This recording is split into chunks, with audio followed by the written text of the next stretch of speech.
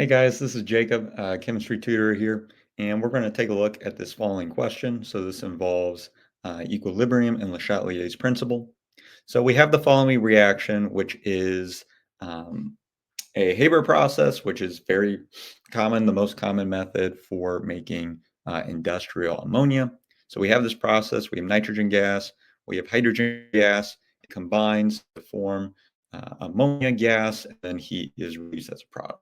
So if heat is being released, we can say that this is exothermic. So in Le Chatelier's principle, this system says in the question it exists at equilibrium. If we disrupt the equilibrium, meaning that there's a fine balance between our reactants and our products, if we disrupt that, the system is going to inherently respond in a way to restore equilibrium or the balance that um, it gravitates towards. So if we look at the following changes, we can predict based on Le Chatelier's principle, other principles we might know, or ideas we might know on how the system would react. So if H2 is added, that's the first one, what's going to happen to the system? Well, if we're at equilibrium and we add more reactants, so now we have too much hydrogen gas relative to everything else, the system is going to want to get rid of some of the hydrogen gas in order to balance it out. So the way we can do that is drive the Ford reaction in order to produce more ammonia and more heat. So Ford reaction will be favoring that product process. If ammonia is removed, so we remove some of the product, now we have less products relative to reactants than we would expect at equilibrium. The system, therefore, would want to make more products relative to the reactants that it has, and therefore it's going to favor the Ford reaction as well. So Ford reaction twice. If we increase the temperature, that would be like adding heat.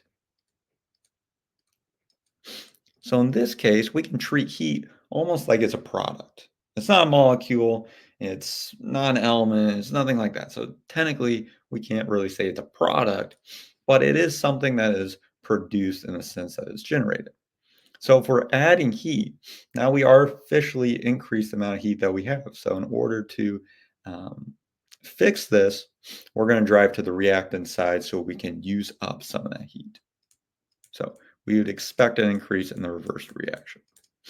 If we decrease the volume, then that means there's less space for the molecule, so we increase pressure. So the system will respond in a way to relieve that increase in pressure. So we want to pick the side that we would predict would have the least amount of pressure. Now, on the left-hand side, if we have 1 mole of nitrogen and 3 moles of hydrogen gas, that's 4 total moles of gas. But if we turn into products, then we only have 2 moles of product. So on the product side, we actually have less molecules compared to reactant side. So on the product side, we would have less pressure. So in order to adjust for a decrease in volume, which would be an increase in pressure, we would favor the Ford reaction as well. Okay, so there's a couple situations there. Now, if K is a half, then what can we say about the relative amounts of reactants as products? Well, remember, K is a descriptor of our products raised to their stoichiometric coefficient, so maybe we could call that A, compared to the reactants raised to their stoichiometric coefficients. Since K is smaller than 1, then therefore we would expect to have more reactants relative to products. So we would expect then that there's more nitrogen, hydrogen gas relative to the concentration of ammonia at that point. All right, guys, thank you for going with me for this question. If you need help on other questions related to high school chemistry, dual credit chemistry, AP chemistry, or general chemistry on the college level, I'm here to answer your questions for you. All right, guys, thank you for walking through with me on this one. Have a good day.